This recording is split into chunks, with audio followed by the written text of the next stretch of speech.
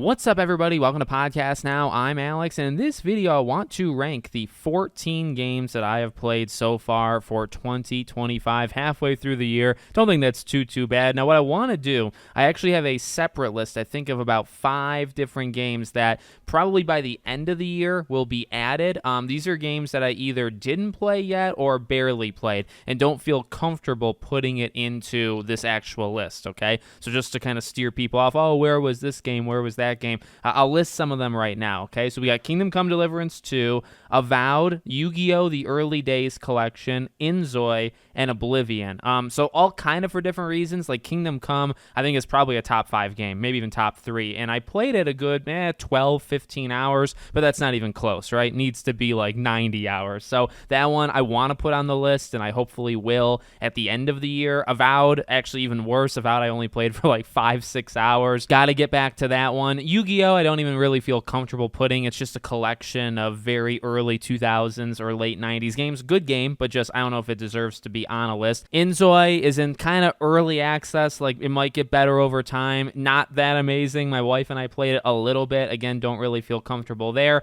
And then Oblivion. My wife actually has played Oblivion quite a bit, but I have not. So these are, again, most of these games I want to put on the list and hopefully will in December, but I don't think it would be fair to really put them in right now. All right, let's kind of go rapid style because we got 14 games to talk about. Number 14, I'm going to put Tron Catalyst. I should also maybe say, starting with Tron, I don't really think any of these are bad. I think Tron is a fine game. They gave me a review code for it. I appreciate it, and it's fine. It's got a solid enough story from what I played. I think the time kind of mechanics are really the bread and butter of this game. I like the gameplay. I like a little bit of a roguelike where you're kind of learning stuff as you're going through and you're kind of repeating, but it's not as sophisticated, I would say, as those games. Again, fine game, but it's probably the weakest of the games I've played. Number 13, FBC Firebreak. This is another one. I wouldn't say it's bad. I would just say it kind of did what I thought it would do. You know, it came out. Here's the thing. It's fun on higher difficulties, and it's fun on when you kind of do all 3 acts of like a job, right? Or all 3 like parts, because they kind of build on each other and they do some different kind of stuff. I don't think this is a game, meant to be played. And they've said it too, like you're supposed to play it a couple times on a weekend and then leave it and then come back. But that's kind of exactly it. Like, you get bored of this game, I would say, in a couple hours. So it's a fine game. I'm not upset that I played it or anything, but again, I think it deserves the spot here. Number 12, I'm going to put South of Midnight. This is where it kind of becomes like solid game. I would say like a tier above what I just said for these other games, but still nothing really all that special. South of Midnight just has a feel, definitely has a look, very different than most games, that I very much appreciate it. And I think just as a whole, it's actually quite a different type of game that I can really appreciate. The thing that really holds it back, I would say, is, the length. It's a pretty short game, which is fine, but it's also the combat, right? This is very, very simplistic combat. It really gets held up by its storytelling, its visuals, its sound, and those are all good. I would say this is a good game. In fact, probably all the games in this tier that we're in kind of right now, these are all good games. It didn't blow my mind. To me, it's not winning any awards, maybe like a visual design type thing, but solid game, and it deserves, I think, this spot as well. Number 11, I'm going to put Blueprints. So this is on the line of like, I played it. I didn't play it too much, but I played it enough, I think, to formulate an opinion on it, a really strong one, which is that this game is special, right? Now, I think it gets held back because I didn't play it all the way through, but what a really unique and different game. And this is one that I wanted to jump on right away. You see like Balatro, however you say it, that game, it blows up, and I saw other people playing that game, and then it blows up over time, and it's like, shoot, maybe I should have got it when it first came out. I saw this Blueprints explosion thing like right away, and I said, okay, I'm not waiting this time. I'm not going to pull that. So I got it right away, and I didn't play it much, but I really, really enjoyed it. It is such a different kind of puzzle game that I really, really respect. I can understand, like, to me, obviously, again, it's number 11. I don't think it's my game of the year. I get why people would put it as their game of the year, just because, that kind of indie that comes out of nowhere and it's just really, really special and just does something a little bit different. Highly, highly respect that. Number 10, I'm putting Lost Records Bloom and Rage. Now, I did a top 5 5 back in like the quarter year mark. And I don't remember if I even had Lost Records on there yet. Maybe I didn't because the full thing didn't come out. Solid game. You know, I will tell you, this is a game that I think loses steam as it goes. I probably would have put it higher, and with less competition, obviously, it would be higher. This is a game that I think, you know, and I think I've said this before, is this Don't Nods like being back moment. I actually would heavily say no to the people that say yes, because Banisher's Ghost of New Eden is like 100 times better than this game, and that was last year. So I get it. I get like the Life is Strange kind of vibe is back here, and that's how you could argue maybe they're back. Has some good moments, has some good characters. Again, I think puts you kind of like South of Midnight does a good job of like putting you into it. Lost Records I think does as well, and it's a very different kind of where it's putting you. It definitely has some strengths going for it. It's just, yeah, I mean, I got to be honest. I mean, that's why I'm making this video. I'm being honest with myself. I'm being honest with you. You know, as the year goes, I think this game the game's always going to be, I think, at least fine, right? If not better, if not probably pretty good or something in that range. But, you know, as the year goes, and as I think we're about to get like 20 really good games towards the second half of the year, Lost Records, I think, is a game that's going to drop pretty quick. Number 9, you might be shocked with everything I just said. Maybe even Blueprints might make people upset about this one. Assassin's Creed Shadows. I'm going to put Shadows at number 9. I think it was in my top 5 when it was the quarter mark. And this is a game that I have and I've said this to other people, I think I've even said this maybe in the review for the game, such conflicted opinion, because it's like, I don't even think the game is all that amazing, and yet it's got that hook. And I think I said that in the review. It's got something in it where you just kind of want to play it. And I put 35 hours into that thing, and it was like a blink of an eye. Like I thought in the moment, like, oh, maybe I should spend this time playing other games, like a Kingdom Come, right? That might be better. But it was like, you know what? There's just something highly addicting. And say all you want about the game. There's definitely a lot of negatives about the game, and I can give you many, but it has that addicting kind of vibe to it, where it's not an amazing game by any means, but it's just something where you kind of want to keep playing it, and everything is pretty good. You know what I mean? Like, it's just, there's nothing that's horrific. It's just, oh, this is solid. Nothing is, you know, amazing, and nothing is all that bad. It's all very consistently, like, just kind of leeching, you know, time off of you type game. I say it as if it's a negative, but to be honest with you, it did hook me, and I got to give it credit for that. Number 8, I'm going to break kind of a rule here. I'm going to do Ninja Gaiden 2 Black.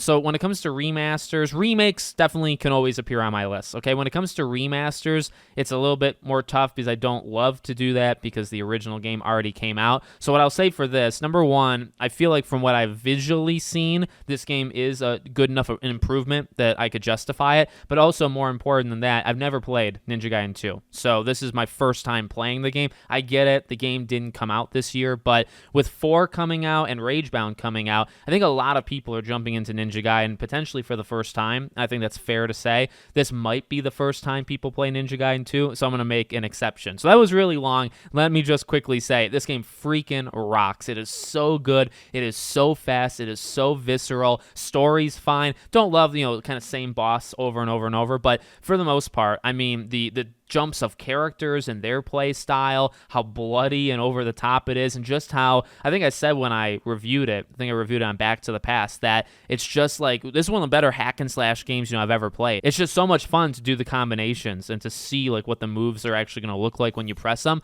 I just had such a blast, and it really got me pumped for Ninja Gaiden 4. So again, I'm going to make an exception. It's my list. I can do that. Number 7, I'm putting Mario Kart World. I feel like with this game, you either get people that say it's like, you know, the greatest thing of all time, or like it's complete trash, right? Like you have the biggest fans, biggest haters. This is a great game, okay? And I mean, this is coming from somebody who's not, I don't know, I don't have an encyclopedia like, you know, idea of everything Mario Kart, but I think it's just a blast. Like, it's just such a fun time. It looks beautiful. I think, to be honest, it is the ultimate system seller. I mean, this is a game in 8 Deluxe that sold like 50, 60, 70 million units. So really, I don't think you can actually do better. Like, you think about like Halo with Xbox, or Last of Us or something with PlayStation. Like, this clears them, but not necessarily in quality or your preference, but it clears it in miles by like, yeah, this is a system seller. So I had a blast just going through every single, you know, level and seeing what the stages look like. Played it with my family like an entire day. We had a blast. Played it online. Very, very difficult. You can get absolutely crushed there. I just think it's an amazing, amazing game. Number 6, I'm going to do Like a Dragon Pirate Yakuza in Hawaii. So So I think this fell because I think it was in the top 5 as well in the quarter mark. But I'm happy it's still like this high.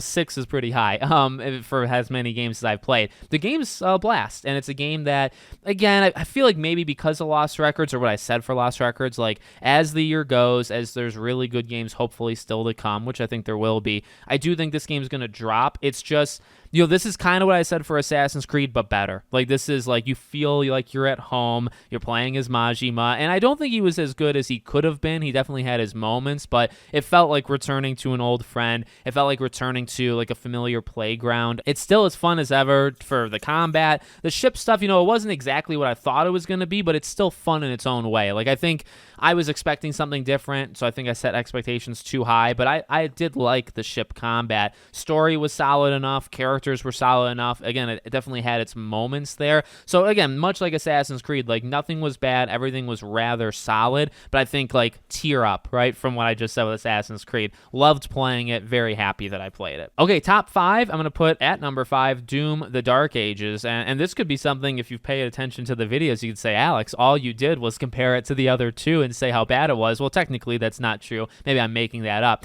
Doom Eternal and Doom 2016, I think, are better games, and I've gone on record like 4 times saying that. Now this is the 5th, but this is a great game, and I said that if people were paying attention. I still think this is a great game. It's just, is it as good as the last 2 Dooms? To me, the answer is no. But is it a great first-person shooter? Heck yes. It's awesome. It's so much fun. It's got its weaknesses, but, again, I look at the lists, I look at what I've played, and I say, you know what? I had an absolute blast, and it's still such a structurally solid, like well foundationally built game that you can never take that away from it. You can have your preference of which one you like more, but the game rocks. So I gotta put in the top 5, and it's a pleasure to do so. Okay, number 4, I'm putting Rematch. This is a game I just can't stop. I think I've put about 20 hours into this game. I am rising up the ranks. I'm getting better by the minute, and I'm not actually exaggerating. I mean that. The game just freaking rocks. I kind of thought this would happen, where it's like, should a game like this really be this high and beat other games that are,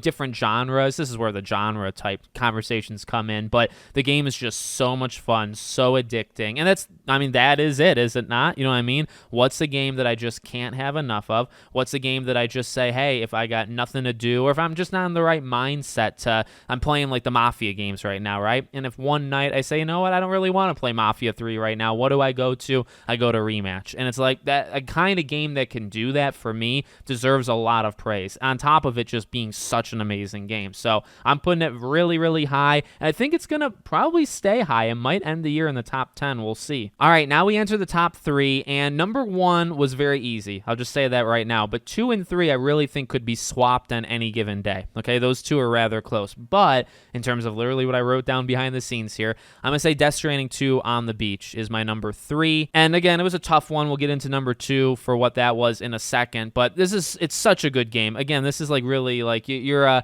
trying to find like the small little negatives to justify like why it's below another one. It is such a great game. It is so unique. I've talked about it before. Does it have its weaknesses? Yeah, I think the story is far weaker than the first game. Some of the characters I think are far weaker in the first game, but there's characters that are better, and the world is better, and it's way more welcoming, and that leads to more possibilities and just more fun when doing all that, what could be considered tedious stuff, right? The delivery stuff. So it does so much well. It is still such a unique game, and I said that in my review. Like, no matter what you think of it, it's a Hideo Kojima game, and we're going to miss games like this when he's gone. So kind of embrace it, while we have the opportunity. And I did. I think this game is so freaking good and has the highest of highs. In fact, at its highest point, this game can absolutely compete with number 1 on my list. But it does have a little bit of a couple lows. And like I said, now in terms of like balancing this game with number 2, so number 2 I'm going to say is Split Fiction. So what's interesting about it is like, okay, I would say even at its worst, Death Stranding 2 story is better than Split Fiction's story, okay? And the Death Stranding at its best, story and characters,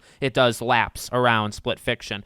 Then it's just kind of like, all right, well, which one did I almost have just a better experience playing? I do think I put Split Fiction up there. Like, I don't know, I feel like it's a game that's kind of been forgotten already, and maybe that's just the circles I live in online, but I don't feel like people, I don't know, I feel like a lot of people gave It Takes Two so much credit, and it deserved it, but Split Fiction freaking rocks. Again, I think the story is very weak. The characters I honestly think they're okay, or at least pretty okay. But the story I can understand. But the gameplay, I mean, that's really, to me, where it's at. The gameplay in Split Fiction, I mean, they did things with splitting the screen and the co-op nature that you've never seen before. And, we heard that going in, and then you actually do it, and you say, oh my God, like, they're right. Like, they actually did do that. So it's just, I don't know. Death Stranding, here's the thing. Death Stranding 2 is very similar to 1 for that gameplay. And so, yes, it is very special. And again, it being more welcoming, I think, opens up more potential for the gameplay for Death Stranding. But Split Fiction, I mean, yes, it's similar to It Takes Two, yes, but I mean, they just went crazy with, like,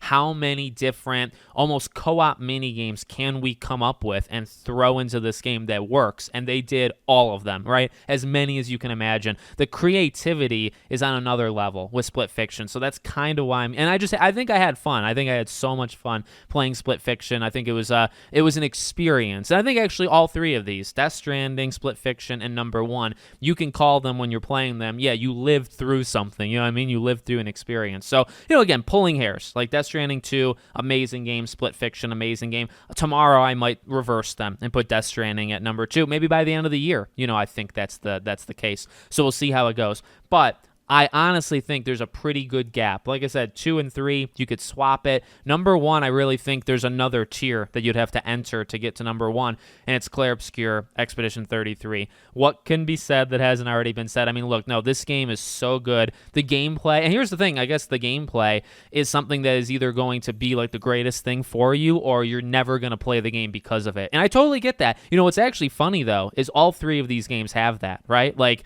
you could say turn-based is not my thing. All right, so there's a reason why you would never play this game, and I get that. Split Fiction, co-op, kind of mini game-esque type thing. Some people will flat out never do that. And then Death Stranding 2, oh my God, talk about a game with a gameplay for a very specific group of people. No matter how more welcoming Death Stranding 2 is, it's still a delivery game that's just not going to work with people, certain people, right? So I guess what's funny about it is, the number one thing I hear about Expedition 33 is the turn-based. All 3 of, I think, the best games of the year have something about it that is very polarizing for some people. Now, again, this is a personal list. The gameplay freaking rocks. The gameplay is awesome. I don't need every game to have it. I've talked about that, in other videos. Not every game needs to adopt this like reactionary turn-based thing. I like it. I like it a lot, and I think more games should have it, but not every game. But it's so much fun. It's so good. The potential of, you look at people that have played, the end game versus just when you're going through it. So there's like a skill curve there,